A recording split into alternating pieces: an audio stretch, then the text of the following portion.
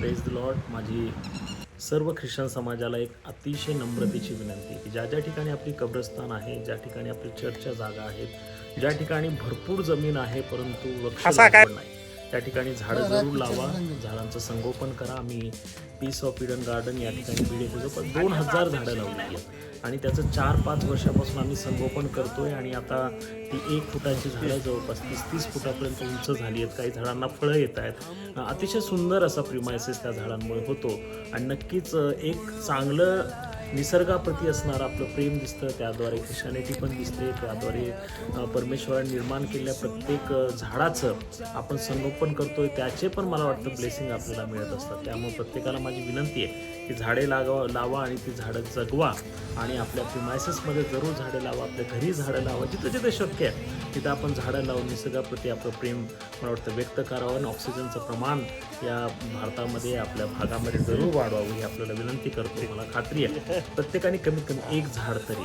आपल्या प्रिमायसेसमध्ये, आपल्या शेतामध्ये जिथं तुम्हाला शक्य असेल त्या ठिकाणी लावा. ज्या ठिकाणी आपल्या ख्रिश्चन प्रॉपर्टीतले भरपूर झाडं लावा, कारण बऱ्याचशा जमिनी आहेत ज्या पडीक आहेत त्यांनी ते ॲक्विपाय केल्यासारखं पण वाटतं आणि ती जागा भरल्यासारखी पण वाटते. ती मोकार अशी जर सताड उघडी असेल तर ती अनेकांच्या डोळ्यामध्ये. त्यामुळे झाडं लावा आणि झाडं जगवा ही आपल्या सगळ्यांना विनंती करतो. थँक्यू.